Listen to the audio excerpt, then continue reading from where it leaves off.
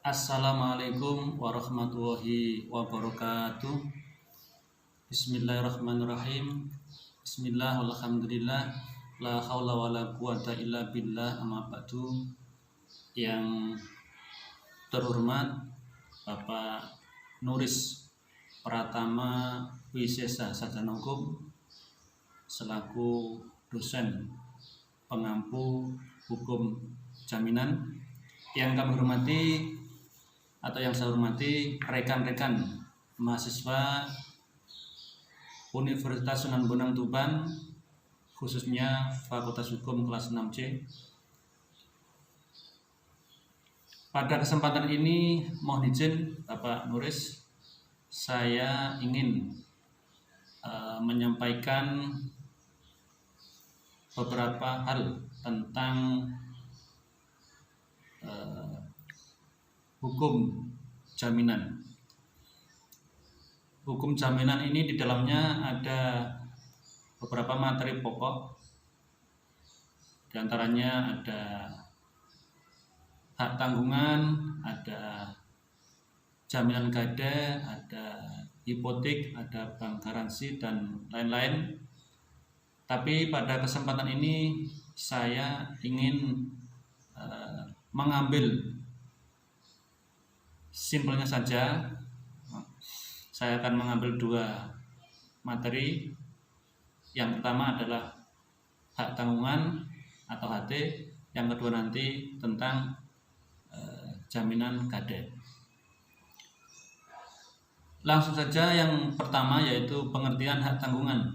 Hak tanggungan adalah hak jaminan yang dibebankan pada hak atas tanah, berikut atau tidak berikut benda-benda lain yang merupakan satu kesatuan dengan tanah itu, untuk pelunasan utang tertentu yang memberikan kedudukan yang diutamakan terhadap kreditur lain.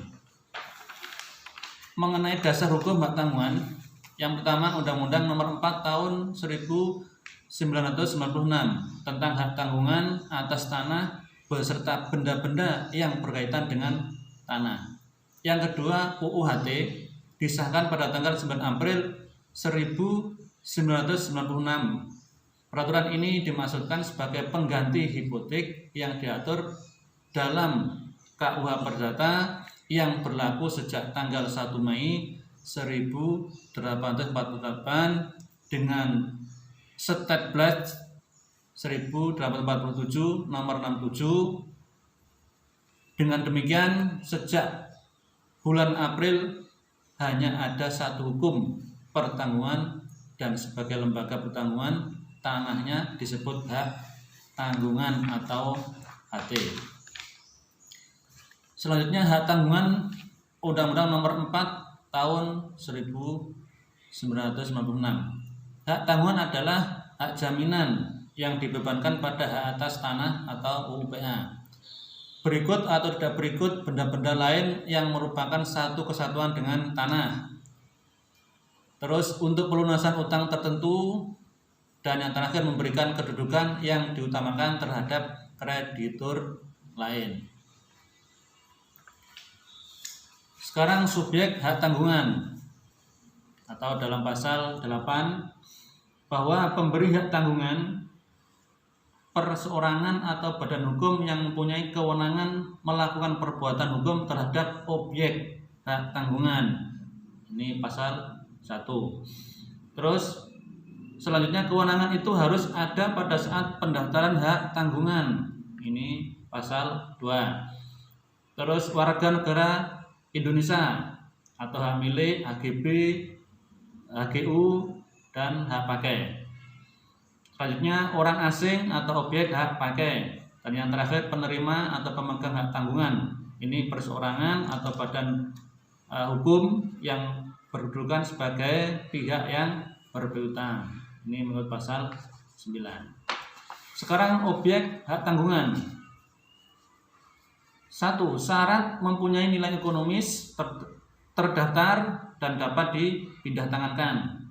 Yang kedua hak milik, HGU, HGB, ini menurut pasal 4 ayat 1. Yang ketiga hak pakai atas tanah negara. Ini pasal 4 ayat 2. Yang keempat, berikut atau tidak berikut benda-benda lain yang merupakan satu kesatuan dengan tanah. Yang kelima yaitu satu objek hak tanggungan dapat dipasang lebih dari satu hak tanggungan perikat. Ini menurut pasal 5. Demikian tentang hak tanggungan. Sekarang saya melanjutkan dengan gade atau jaminan gade. Gade, definisi dari gade berdasarkan pasal 1150 Kitab Undang-Undang Hukum Perdata atau KUH Perdata. Gade adalah suatu hak yang diperoleh kreditor atau si berpiutang atas suatu barang bergerak yang diserahkan kepadanya oleh debitur atau si berutang atau oleh seorang lain atas namanya, dan yang memberikan kekuasaan kepada kreditor untuk mengambil pelunasan dari barang tersebut secara didahulukan daripada kreditur-kreditur lainnya, dengan kekecualian biaya untuk melelang barang tersebut dan biaya yang telah dikeluarkan untuk menyelamatkannya setelah barang itu digadaikan. Biaya-biaya mana harus didahulukan. Selanjutnya, hak penerima gade. Yang pertama, menerima angsuran pokok pinjaman dan bunga sesuai dengan jangka waktu yang ditentukan. Yang kedua, menjual barang gade jika pemberi gade tidak memenuhi kewajibannya setelah lampau waktu atau setelah dilakukan peringatan untuk pemenuhan janjinya. Sekarang kewajiban penerima gade diatur dalam pasal 1154,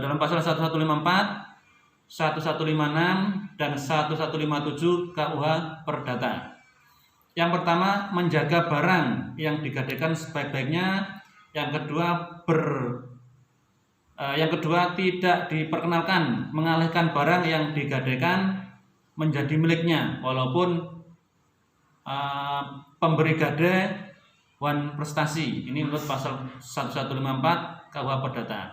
Yang ketiga, memberitahukan kepada pemberi gade tentang pemindahan barang-barang gade. Ini menurut pasal 1156 KUH Perdata. Yang keempat yaitu bertanggung jawab atas kerugian atau susutnya barang gade sejauh hal itu terjadi akibat kelalaiannya. Ini menurut pasal 1157 KUH Perdata. Selanjutnya, hak pemberi gade. Yang pertama, menerima uang gade dari penerima gade.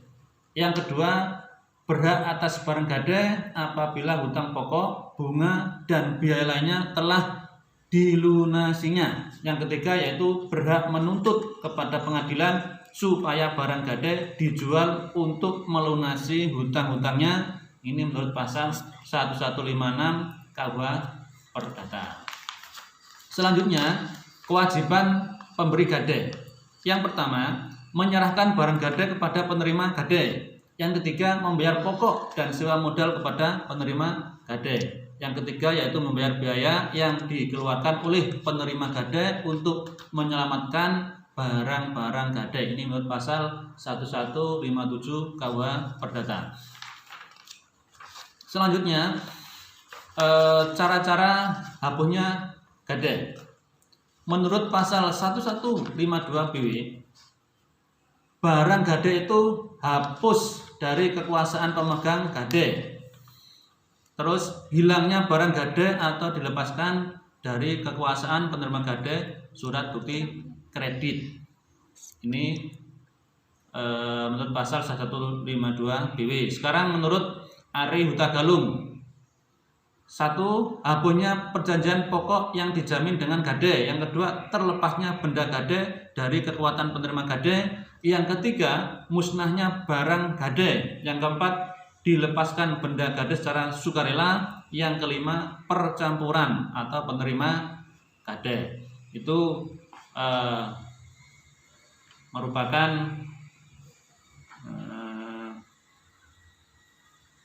jaminan gade atau materi pokok tentang jaminan gade yang terakhir tadi. Dan saya mohon maaf apabila dalam